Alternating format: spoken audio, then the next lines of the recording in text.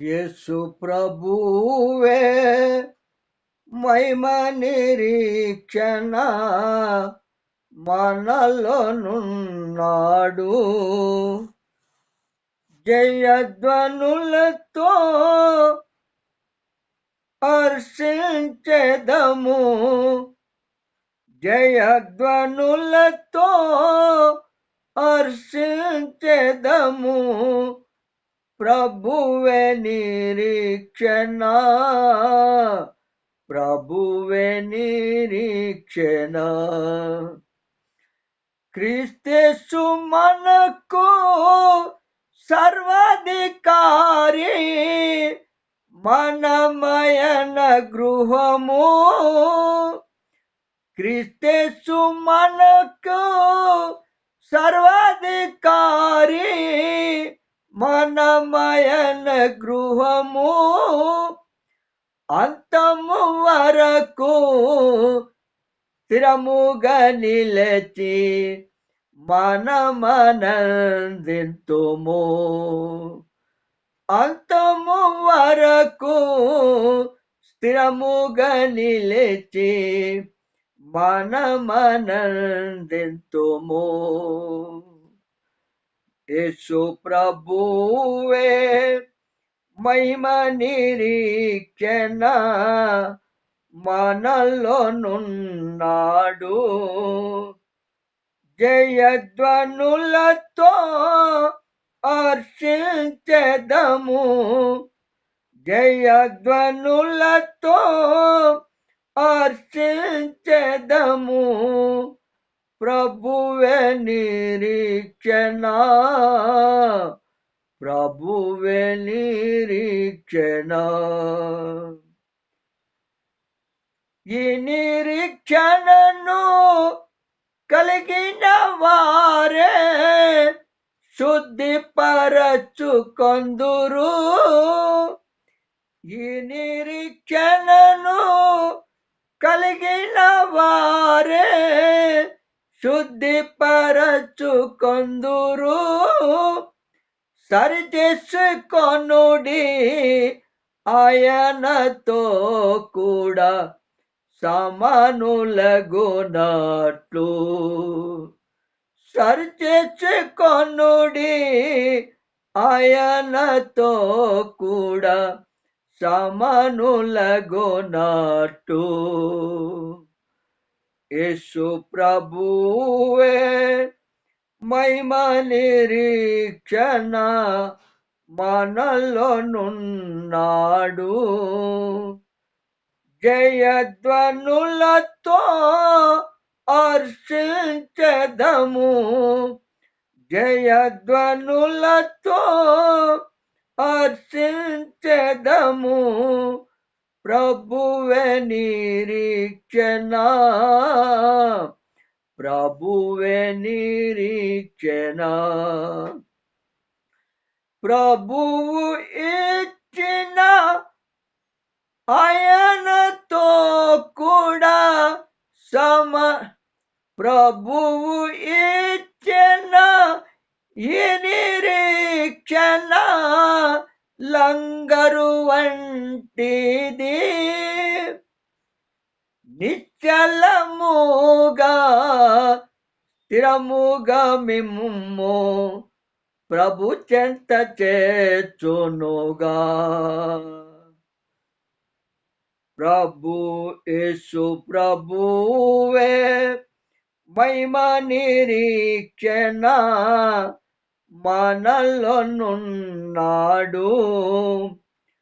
జయధ్వనులతో హర్షించెదము, జయధ్వనులతో హర్షించెదము. ప్రభువే నిరీక్షణ, ప్రభువే నిరీక్షణ. ప్రభు యేసు మహిమతో వచ్చునప్పుడు మనలను కొనిపోవును. ప్రభు యేసు మహిమతో వచ్చునప్పుడు మనలను కొనిపోవును. శుభప్రద నిరీక్షణ కలిగిన మనము ఎదురు చూచెదము. యేసు ప్రభువే మహిమ నిరీక్షణ మనలోనున్నాడు. జయధ్వనులతో హర్షించెదము. జయధ్వనులతో హర్షించెదము. ప్రభువే నిరీక్షణ, ప్రభువే నిరీక్షణ. ప్రార్థన చేసుకొని వాక్యము ధ్యానించుకుంటాం.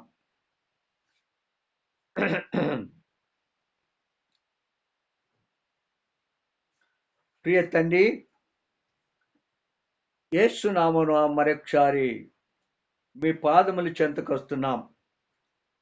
మీరు నమ్మదగిన దేవుడు, సజీవమైన నిజమైన నిత్య జీవము కలిగిన సత్యదేవుడు, అంతటా అన్ని సమయాల్లో ఉన్న దేవుడు. అందుకే యేసు క్రీస్తు ప్రభువు నామమును బట్టి మరొకసారి మీ పాదముల చెంతకు రావడానికి ఇచ్చిన కృపను బట్టి మీకు వందనాలు. నీ సన్నిధి మాతో కూడా ఉంచండి. చదువుకునే లేఖన భావం ద్వారా మాతో మీరు మాట్లాడండి. నీ మెల్లని స్వరాన్ని వినిపించండి. వాక్యము వెల్లడి ఎగుడుతోనే వెలుగు మాలో తీసుకొని రండి. పరిశుద్ధాత్మ కార్యము మాలో లోతుగా జరిగించి మీరు ఆశించిన రూపంలోనికి మమ్మల్ని మార్చి మీ సంకల్పాన్ని పూర్తి చేసుకోవాల్సిందిగా కోర్చు. యేసు నామమున స్తుతించి ప్రార్థించి వేచున్నాము తండ్రి. ఆమేన్. ఆమేన్.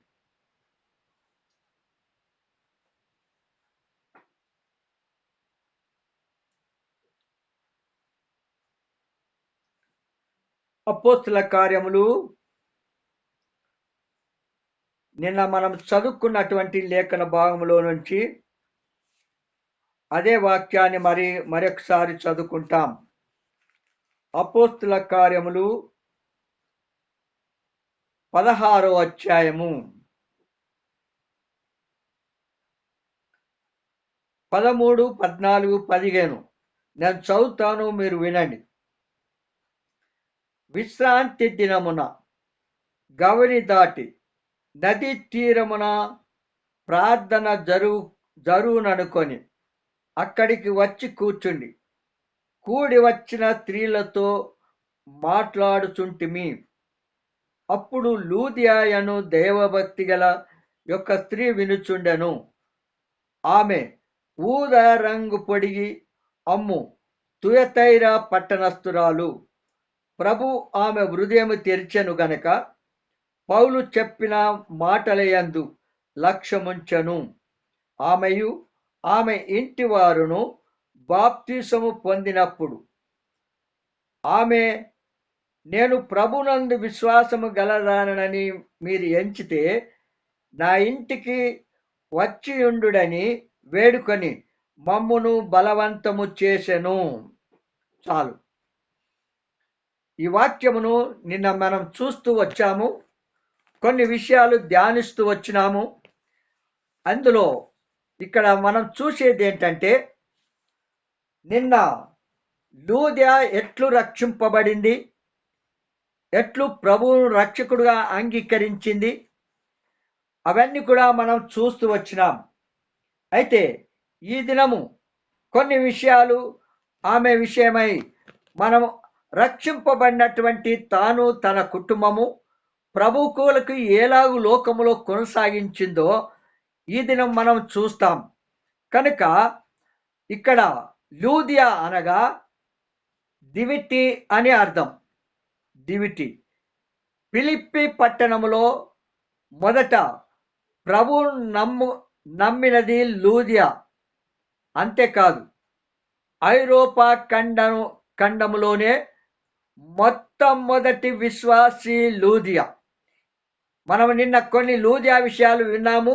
ఆమె అన్నురాలని, విగ్రహారాధికురాలని, ఆ యూద మత మరి లో చేరి తాను వాక్యం వింటూ కొనసాగుతుందని మనం నిన్న చూసినాం.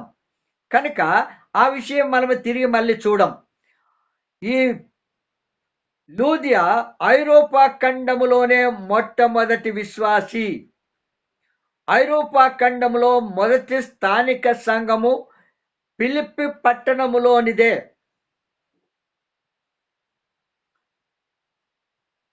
ఫిలిప్పి పట్టణములో సంఘము ఏర్పడటకు దేవుడు వాడుకొనిన పాత్ర లూదియా. ఇప్పుడు మనము దీని వెనకటి చరిత్ర మనం కొన్ని విషయాలు మనం చూస్తాం. ఇక్కడ ఆసియాలో వాక్యము చెప్పకూడదని మరి అపోస్తులైన పౌలు తాను తెలుసుకొని తాను యేసు యొక్క ఆత్మ వారిని వెళ్ళనివ్వలేదు ఆసియాకు. అప్పుడు అంతట వారు ముసియాను దాటిపోయి త్రోయకు వచ్చినారు. అప్పుడు మాసిదోనియాస్తుడైనటువంటి ఒక వ్యక్తి వారిని రాత్రివేళ పౌలునకు దర్శనము కలిగి మాసిదోనియా పట్టణంలో మరి సువార్త ప్రకటించవలని దర్శనం ద్వారా తాను తెలుసుకున్నాడు. దేవుడు మమ్మను పిలిచి ఉన్నాడని మేము నిశ్చయం చేసుకొని ఆ దర్శనము ద్వారా మరి పౌలు మాసిదోనియాకు బయలుదేరి వచ్చారు. అది అపోస్తల కార్యము 16వ అధ్యాయము 6 నుంచి 10లో మనం చూస్తాం. ఈ విధంగా సంఘముల ద్వారా పౌలు దర్శనముల పరిశుద్ధాత్మ నడిపింపు ద్వారా సాగిపోతూ ఉండగా అక్కడ ఎక్కడికి వెళ్ళాలో ఎక్కడికి వెళ్ళకూడదో పరిశుద్ధాత్మ సూచించుచున్నాడు. ఎప్పుడు ఎవరికి ఎక్కడ సువార్త చెప్పాలో పరిశుద్ధాత్మ దేవుడు వీరిని నడిపించుచున్నాడు. సువార్త చెప్పుటకు పరిశుద్ధాత్మ ఆటంకపరుస్తాడా అని ఒక ప్రశ్న మనం కలిగి ఉండవచ్చు. అయితే ఆటంకపరుస్తూ ఉంటాడు. ఎందుకనగా దేవుని చిత్తాన్ని ఎక్కడైతే దేవుని వాక్యాన్ని బోధించాలనో ఆయనకు తెలుసు కనుక తన ప్రజలను ఎక్కడ వెళ్తే బాగుంటుందనే సంగతి పరిశుద్ధాత్మ దేవుడు వారిని నడిపిస్తూ ఉంటాడు. ఆసియాలో వాక్యము చెప్పకూడదని ఆటంకపరచను గనుక ద్వారములు తెరచువాడు అనగా ఆటంకపరచడానికి కారణం ఏమిటంటే మన ప్రియ ప్రభు ద్వారము తెరచువాడు ద్వారము మూయివాడు ఆయనే. కావున పౌలు అనుచరులు మరి స్పష్టముగా పరిశుద్ధాత్మ ద్వారా నడిపింపబడుచు సువార్త ప్రకటించుచున్నారు. వీరిని ఏ సంస్థ కానీ ఏ వ్యక్తి కానీ వ్యక్తి ద్వారా కానీ పంపబడలేదు. వీరిని ఏ సంస్థ కానీ ఏ వ్యక్తి కానీ ఏ కమిటీ కానీ నడిపించుట లేదు. అలాంటి వారి ఆధీనములో పౌలు లేడు. వీరి సేవకు మనుషులు నియమించలేదు, వారిని పంపలేదు, మనుషులు బదిలీలు చేయటలేదు.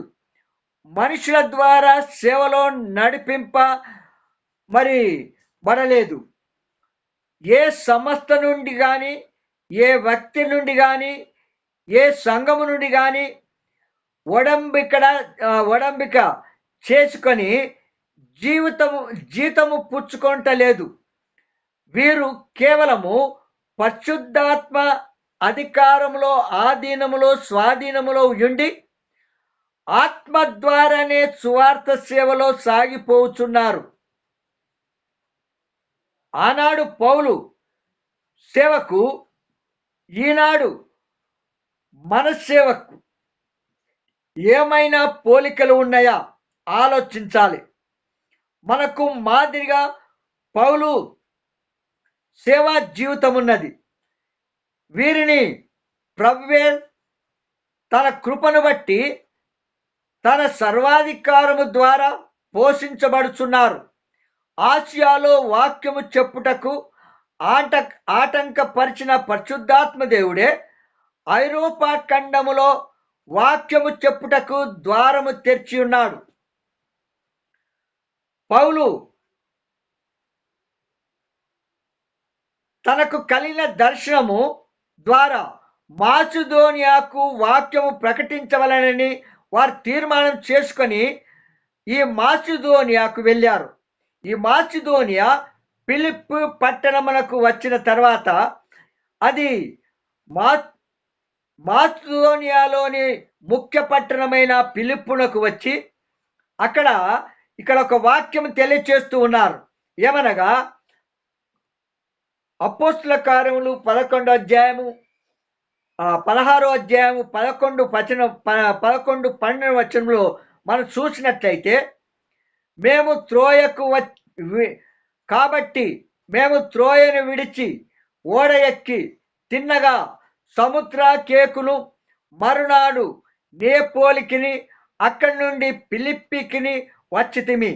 మాసిదోనియా మరి దేశములో ఆ ప్రాంతమునకు అది ముఖ్య పట్టణం, రోమీల ప్రవాస స్థానమై ఉన్నది. మేము కొన్ని దినములు ఆ పట్టణంలో ఉంటిమి. దర్శనము ద్వారా వీరు ఫిలిప్పి పట్టణమునకు నడిపింపబడ్డారు. ఈనాడు అలాంటి దర్శనాలు స్వప్నములు అక్కరలేదు. ఈనాడు పరిపూర్ణముగా రాయబడినటువంటి దేవుని వాక్యము మనకు కలదు. మనతో నుండి నడిపించుటకు పరిశుద్ధాత్మ కలడు. ఇప్పుడు మనను నడిపించుటకు కలల కొరకు దర్శనముల కొరకు కనిపెట్టవలసిన అవసరం లేదు. వారు కొన్ని దినములు ఆ పట్టణంలో ఉండి ఏమి చేయుచుండిరి?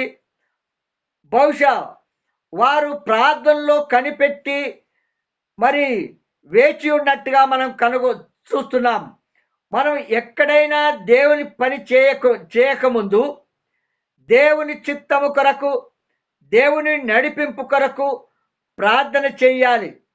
అందుకే విశ్రాంతి దినమున గవని దాటి నదీ తీరమునకు వారు వెళ్ళి అక్కడ దేవుని పరిచర్య చేస్తూ ఉండగా అక్కడ కొన్ని దినములు ఈ లూదియా తనతో కూడినటువంటి కొందరు స్త్రీలు వాక్యం వింటూ వారు రక్షింపబడినారు. కృపచేత లూదియా సువార్త విని తాను తన కుటుంబం రక్షింపబడి ఇక్కడ దైవభక్తి కలిగినటువంటి ఈ కుటుంబము మరి రక్షింపబడిన తర్వాత వారు చేసినటువంటి మరి పరిచర్య ఎలా ఉన్నదో మనం చూస్తాం. హృదయంలోనికి ప్రభువును చేర్చుకుంటే, హృదయము ప్రభువుకి ఇస్తే ఆయన మాటలు లక్ష్య పెట్టగలం. ఆయనను మనము దేవుని భయము కలిగి లోకంలో కొనసాగించగలము. లేనట్లయితే వాక్యం అంటే లక్ష్యం ఉండదు, దేవుడంటే భయం ఉండదు, వాక్యమును నిర్లక్ష్య పెట్టెదరు. అంత మాత్రం ప్రభువును నమ్మి రక్షణ పొందిన దానికి గుర్తు ఆయన ఆజ్ఞలు గైకొనుటయే, వాక్యమునకు లోబడుటయే. ఇదే నిజమైన విశ్వాసి యొక్క నిజ స్వరూపము, నిజమైన మరి క్రియ. కనుక లూదియా ఇంటివారు బాప్తిసము పొందిన తర్వాత ఇప్పుడు ఆ కుటుంబము మరి లూదియా ద్వారా తన ఇంటికి ప్రభువును ఎరిగి ఉండవచ్చును. ఏమైనా సరే అది ఎలాగున్నప్పటికీ కొంతమంది దేవుని పిల్లలు క్రొత్త నిబంధనలో కొరియల్ ఇంటి వారును, చెరసాల ఇంటి వారును, లూదియా ఇంటి వారును, స్టెఫనీ ఇంటి వారు నమ్మి నిజమైన మారు మనసు విషయమైన బాప్తిసము పొందినట్లుగా చూస్తున్నాం. కనుక నీ ద్వారా నీ భర్త పిల్లలు రక్షణ పొందవచ్చు, నీ ద్వారా నీ భార్య బిడ్డలు మరి బంధువులు కూడా రక్షణ పొందవచ్చును. లూదియా యథార్థమైన భక్తి మరి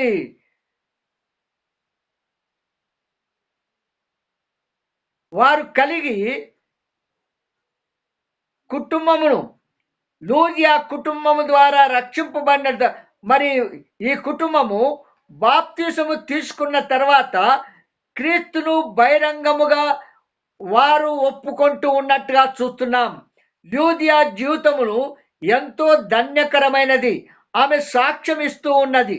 ఎందుకంటే ఇక్కడ మనం చూస్తాము, మార్కు సువార్త చూడండి. మార్కు సువార్త మరి మార్కు సువార్త 5వ అధ్యాయం.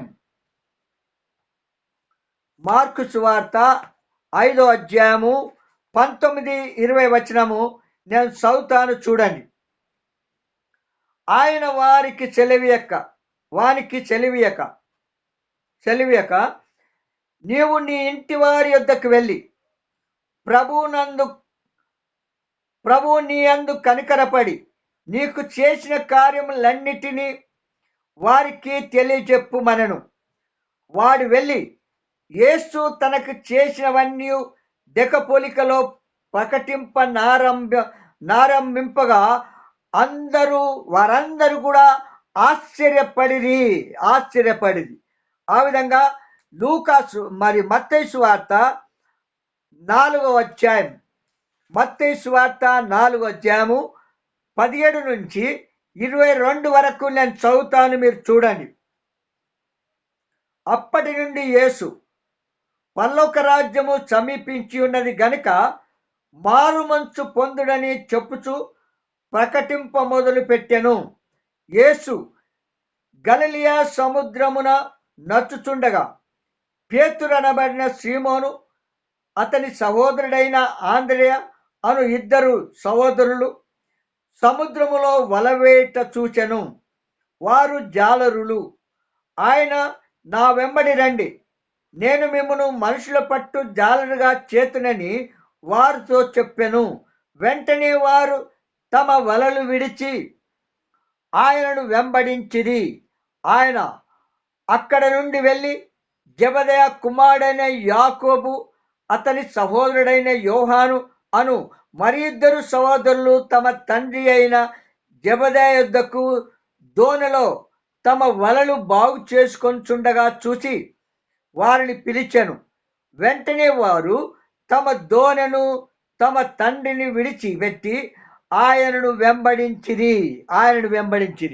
దీని ఉద్దేశం ఏమిటంటే, ఇక్కడ మనం చూస్తూ ఉన్నాము, మరి లూదియా మరి కొర్నేలి, స్టెఫెను ఈ కుటుంబాలు రక్షింపబడిన తర్వాత వారికి రక్షింపబడిన ద్వారము తెరిచిన తర్వాత బాప్తిసము పొంది క్రీస్తునందు విశ్వాసముంచి ప్రభు వాక్యానికి విధేయత చూపించి ప్రభు పిలుపునకు లోబడి వెంటనే వారు ప్రభు చెప్పినట్టుగా ప్రభును వెంబడిస్తూ వచ్చినారు.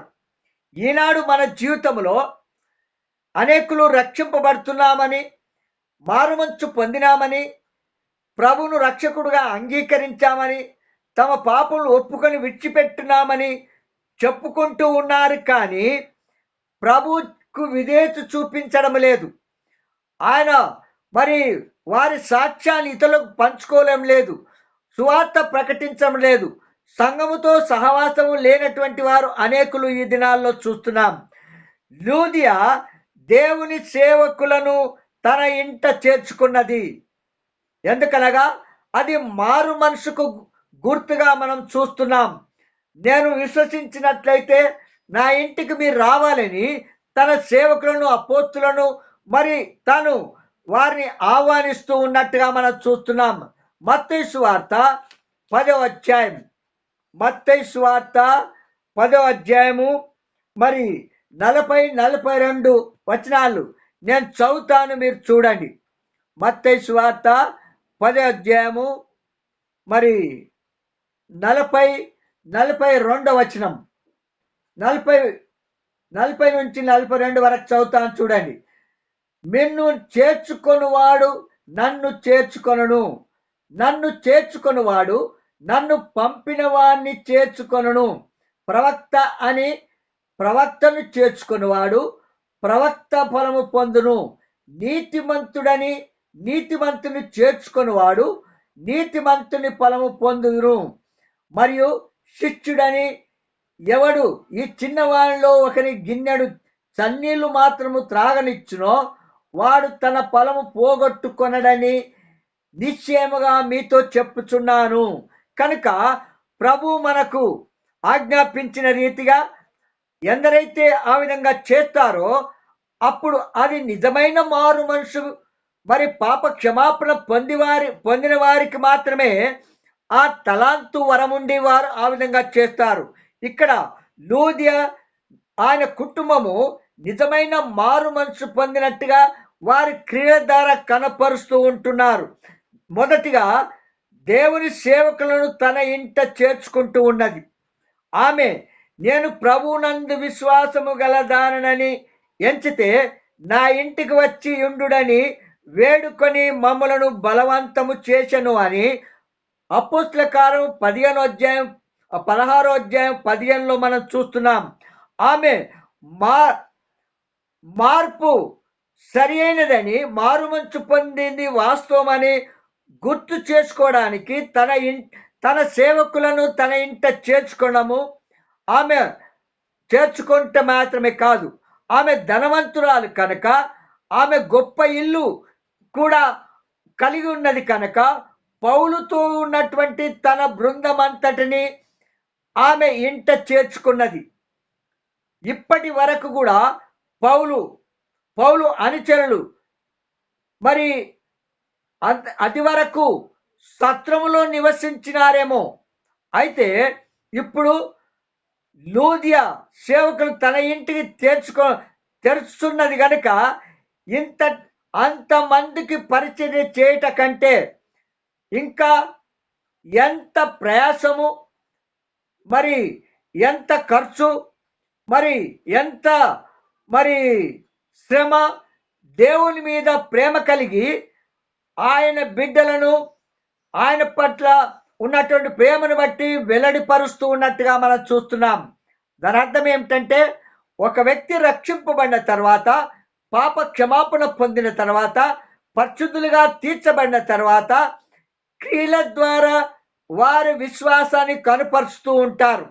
ఈ దినాల్లో అనేకులు రక్షణ పొందుతున్నారు, మారుమంచు పొందుతున్నారు. కానీ ఇలాంటి సమర్పణ జీవితము దేవుని సేవకులకు, దేవుని పరిచర్యకు, దేవుని సంఘానికి ఏ విధంగా ప్రవర్తించి కొనసాగుతూ లోకములో ఉండాలో తెలుసుకోలేని పరిస్థితిలో ఉంటున్నారు.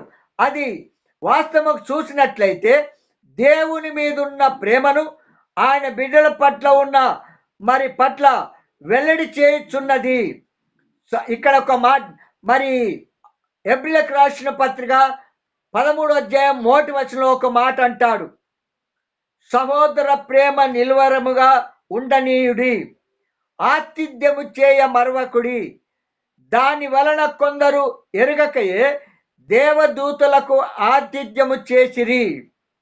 అంత మాత్రమే కాకుండా ఇక్కడ మరొక వాక్యం చూస్తాం. ఏమనగా హెబ్రీయులకు రాసిన పత్రిక 6వ అధ్యాయము 9, 10 వచనంలో చూసినట్లయితే, మీరు చేసిన కార్యమును మీరు పరిశుద్ధులకు ఉపచారం చేసి ఇంకను ఉపచారము చేయుచుండుట చేత తన నామమును బట్టి చూపిన ప్రేమను మర్చుటకు దేవుడు అన్యాయస్తుడు కాడు అని మనం పరిశుద్ధుల గ్రంథంలో మనం చూస్తూ ఉన్నాం. కనుక దేవుని నామమున, దేవుని ప్రజలకు, దేవుని సేవకులకు, దేవుని ఇంటి వారికి, దేవుని మందిరానికి ఎంతగా మనం చేస్తామో అంతగా భూలోకంలో ఆశీర్వదింపబడినట్టుగా మనం చూస్తున్నాం. పాత నిబంధన గ్రంథంలోకి వెళ్ళినట్లయితే అబ్రహాము ఆదికాండం 18వ అధ్యాయంలో మొదటి 15 వచనంలో చూసినట్లయితే తన దగ్గరికి వచ్చినటువంటి తన ప్రజలను, వారిని ఎంతగా ప్రేమించినాడో ఒక్కసారి మీకు కొన్ని విషయాలు మాత్రం చదివి వినిపిస్తాను చూడండి. 18వ అధ్యాయము మొదటి నుంచి, మరియా మమ్రే దగ్గరనున్న సింధూర వనములో అబ్రహాము ఎండవేళ గుడారు ద్వారమందు కూర్చుని ఉన్నప్పుడు యెహోవా అతనికి కనబడెను. అతడు కన్నులెత్తి చూచినప్పుడు ముగ్గురు మనుషులు అతని ఎదుట నిలబడి యుండిరి. అతడు వారిని చూచి గుడారపు వాకిట నుండి వారిని ఎదుర్కొనుకు పరిగెత్తి నేల మట్టుకు వంగి, ప్రవ్వా, నీ కటాక్షము నా మీద నున్న ఎడల ఇప్పుడు నీ దాసుని దాటిపోవద్దు. నేను కొంచెము నీళ్లు తెప్పించదను. దయచేసి కాళ్ళు కడుక్కొని ఈ చెట్టు క్రింద అలసట తీర్చుకొనుడి. కొంచెము ఆహారము తెచ్చెదను. మీ ప్రాణములను బలపరుచుకొనుడి. తర్వాత మీరు వెళ్ళవచ్చును. ఇందు నిమిత్తమే గదా మీరు నీ దాసుని యొద్దకు వచ్చితిరనెను. వారు, నీవు చెప్పినట్లు చేయుము అని చెప్పెను. కనుక దేవుని ప్రజలకు దేవుని నామమును బట్టి వారు చేసే పరిచర్య ద్వారా దేవుడు ఎప్పుడు కూడా మర్చిపోడు. కనుక అందుకే అన్నాడు, మీరు చేసిన కార్యమును మీరు పరిశుద్ధులకు ఉపచారము చేసి ఇంకను ఉపచారము చేయుచుండుట చేత తన నామమును బట్టి చూపిన ప్రేమను మరుచుటకు దేవుడు అన్యాయస్తుడు కాదని ఎబ్రీ 6:9-10 మనం చూస్తున్నాం. ఆ విధంగా గనురాలైనటువంటి స్త్రీని చూస్తూ ఉన్నాము. ఈ గనురాలు ఏటేటా సేవకుడు ఆ దారిని వెళుతూ ఉన్నప్పుడు ఆ సేవకుడు తన ఇంట చేర్చుకొని తగిన మర్యాద తనకు చేసి తనకొక గదిని, తన మేడ పైన ఒక మంచమును టేబుల్ను తాను సిద్ధం చేసి ప్రతి ఏటా ఆ మార్గమును వెళ్ళుచున్నప్పుడెల్లా తాను తనకు ఎంతగానో పరిచర్య చేస్తూ, ప్రేమిస్తూ, ఆతిథ్యమిస్తూ, పరామర్శిస్తూ వచ్చింది. అప్పుడు ఆ గనురాలు తన భర్తతో ఏటేటా మన దగ్గరికి వచ్చినటువంటి వ్యక్తి ఆయన దైవజనుడు అని చెప్పినప్పుడు భర్త కూడా తాను అంగీకరించి తనను ప్రేమిస్తున్నట్టుగా చూస్తున్నాం. కనుక అనేకులు ఇక్కడ చూస్తున్నాము, మనము దేవుని నామమును బట్టి సేవకులను ఇంట చేర్చుకుంట ద్వారా సేవకు సహకారుల మగుదుము. దేవుని సేవకులకు పరిచయం చేయటం దేవునికి చేసినట్టే. కనుక జక్కయ్య తన హృదయమును తెరిచి ప్రభువును ఇంటిలో చేర్చుకొని తాను ఏం చేసినాడు, మనందరికీ ఆయన సంగతి బాగా తెలుసు. తన ఆస్తిలో సగము బీదలకిచ్చేదను, ఎవరి యొద్దనే అన్యాయము చేసినచో వారికి 4 అంతలు చెల్లించదనని ఎంత గొప్ప మార్పు తనలో తీసుకొని వచ్చినాడు. కనుక ఒక వ్యక్తి నిజమైన మారుమనసు పొందినాడంటే ఇలాంటి క్రియలు నీలో ఉన్నాయా? ఇలాంటి ప్రవర్తన, సమర్పణ, ప్రేమ, ఆతిథ్యము, ప్రార్థన జీవితము, దేవుని పిల్లలతో సహవాసము నీలో కలిగి ఉంటున్నావా? ఒక్కసారి మీరు పరీక్షించుకోవాల్సిందిగా ప్రభు పేట మిమ్మల్ని మనవి చేస్తూ ఉన్నాను. అంత మాత్రమే కాకుండా లూదియా డబ్బు సంచి తెరిచెను. ఏం తెరిచింది? డబ్బు సంచి తెరిచెను. వాక్యము కొరకు మనసు తెరిచెను. ప్రభు కొరకు హృదయం తెరిచెను. సేవ కొరకు గృహమును తెరిచెను. అంతేకాదు వారికి పరిచర్య చేయుటకు ఎంతో డబ్బు కావాలి. కావున ఆమె మనీ పర్సును కూడా తెరిచెను. అనేకులు మనీ పర్సు మారుతుంది కానీ మనీ పర్సు మారుమంచు పొందుటలేదు. నిజముగా మారుమంచు పొందితే మన ధనము దేవుని సేవలో ఖర్చు పెట్టగలం. దేవుని సేవకు ఎంత ఇవ్వగలమో అంత ఆశీర్వదింపబడతాం. ప్రాణము పెట్టి మనల్ని కొన్న ఆ ప్రియ ప్రభు సర్వలోకాన్ని ప్రేమించి నీ కొరకు నా కొరకు ఆ ప్రియ ప్రభు తనకు ప్రాణమిచ్చుటకు వెనుదీయలేదు. ఎందుకనగా నీవు రక్షింపబడాలంటే, నువ్వు పాప క్షమాపణ పొందాలంటే యేసు రక్తము ద్వారా మన పాపములు కడగబడుతుందని మనం చూస్తూ ఉన్నాం. కనుక అపవిత్రమైన మనలను, అయోగ్యమైన మనలను, నిత్య శిక్షకు పాత్రమైన మనల్ని రక్షించడానికి తన ప్రాణమిచ్చుటకు వెనుదీయలేదు. కనుక నీవు రక్షింపబడిన నీవు దేవునికి ఇచ్చుటలో, దేవుని కొరకు సమర్పించుకుంటలో, దేవుని ప్రేమించుటలో మరి మన ఎంతగా ఇక్కడ మనం చూస్తాము. ఇచ్చుట దేవుని ప్రేమించకు కొలబద్ద ఇచ్చుట ధన్యత.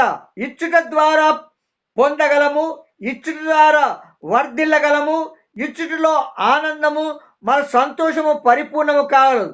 లూదియా ప్రేమతో సేవకులను చేర్చుకొని ప్రేమతో పరిచర్య చేసి మరి ఇంకా ఆ పట్టణంలో గొప్ప సాక్ష్యాన్ని కలిగి ఉన్నట్టుగా మనం చూస్తున్నాం. ఇక్కడ మన అపోస్తుల కార్యము 16వ అధ్యాయము 16-18లో చూసినట్లయితే, పూతోను అను దయ్యము పట్టిన చిన్నది నమ్ముకొని తాను ఏ విధంగా దేవునికి పరిచయం చేసిందో మనం చూస్తాము. ఆ విధంగా చెరసాల నాయకుడు నమ్ముకున్నాడు. 16వ అధ్యాయము 32-34 చూసినట్లయితే ఇంకా అనేకులు నమ్ముకొని ఆ పట్టణంలో ఒక సంఘము ఏర్పడినట్టుగా మనం చూస్తూ ఉన్నాం. దీనంతటికి కారణం ఏమిటంటే లూదియా మరి ఆమె యొక్క సాక్ష్యము, ఆమె పరిచర్య, ఆమె సమర్పణ, దేవుని సేవకులకు చేసినటువంటి దానంతటిని బట్టి, ఆమెను బట్టి ఆ కుటుంబములో, ఆ పట్టణములో మరి ఆ ప్రాంతం అంతలో కూడా ఆమె సాక్షిగా నిలబడినట్టుగా మనం చూస్తున్నాం. ఈ దినాల్లో మన జీవితం ఎలాగ ఉన్నది, మన ప్రవర్తన ఎలాగుంది, ప్రభు కొరకు ఎలాగ కొనసాగిస్తున్నాము, ఏ విధంగా సమర్పించుకుంటున్నాం, ఏ విధంగా దేవుని పరిచర్య చేస్తున్నాం, ఇతరులకు పరిచర్య చేయడము, సాక్ష్యం ఇవ్వడము, సువార్త ప్రకటించడము, అనేకులను దేవునింటికి నడిపించడము, అది చాలా గొప్ప ధన్యత. కనుక తెరవబడినటువంటి కొన్ని లక్షణాలు ఇక్కడ మనం చూస్తాం. చూడండి, మొదటిగా మార్కు సువార్త 7:34-35లో చెప్పిన రీతిగా తెరవబడినటువంటి కన్నులు. లూకా సువార్త 24:30లో చూసినట్టుగా తెరవబడినటువంటి కన్నులు, తెరవబడినటువంటి చెవులు, తెరవబడినటువంటి లేఖనములు, తెరవబడినటువంటి మనస్సు, తెరవబడినటువంటి పరలోకము, తెరవబడినటువంటి హృదయమును ఇక్కడ 16 అపోస్తుల కార్యము 16-14లో మనం చూస్తున్నాం.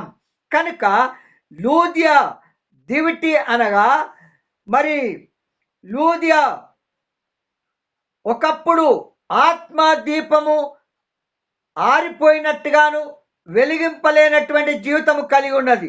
ఇప్పుడు వెలిగింపబడి తన కుటుంబములో ప్రకాశించినది, కుటుంబమును వెలిగించినది, పట్టణములో ప్రకాశించినది, ఐరోపా ఖండములోనే ప్రకాశించినట్టుగా మనం చూస్తాం. దేవుని ఆత్మ ద్వారా నడిపింపబడినటువంటి దేవుని సేవకులు ఆత్మల పంట కోసుకొనిరి. లూదియా ఫిలిప్పు పట్టణములోనే కాకుండా ఐరోపా ఖండములో మొదటి విశ్వాసి. ఫిలిప్పులోని సంఘమును ఐరోపా ఖండములో మొదటి సంఘము. ఈనాడు ఐరోపా ఖండం అంతా కూడా క్రైస్తవ దేశములో, ఆ దేశములు ప్రకాశించిన ప్రపంచమంతటికి సువార్త సేవకు ఆర్థికముగా సహకరించుచున్నారు. కనుక మన జీవితంలో రక్షింపబడిన మనము, మారుమనస్సు పొందిన మనము, పాప క్షమాపణ పొందిన మనము, ప్రభువును రక్షకుడుగా అంగీకరించినటువంటి మనము లూదియా యొక్క పరిచర్య, కొర్నేలి యొక్క పరిచర్య, మరి స్టెఫనీ యొక్క పరిచర్య, మరి అలాగనే చెరసాల నాయకుని యొక్క వారి పరిచర్య ఎలాగున్నది, ఈ దినము నీ పరిచర్య ఎలాగున్నది, నీ సాక్ష్యం ఎలాగున్నది, నీ జీవితం ఏ విధంగా ప్రభు కొరకు కనిపెడుతూ కొనసాగుతున్నావు. పౌలు చెరసాలలో ఉండి ఫిలిస్తీయులకు అమూల్యమైన పత్రిక రాశాడు. అది పరిశుద్ధ గ్రంథంలో చేర్చబడి అనేకుల ఆశీర్వాదముగా మారినట్టుగా చూస్తున్నాం. లూదియా జీవితము ఎంత మాదిరికరమైనది, ఎంత ఆశీర్వాదకరమైనది.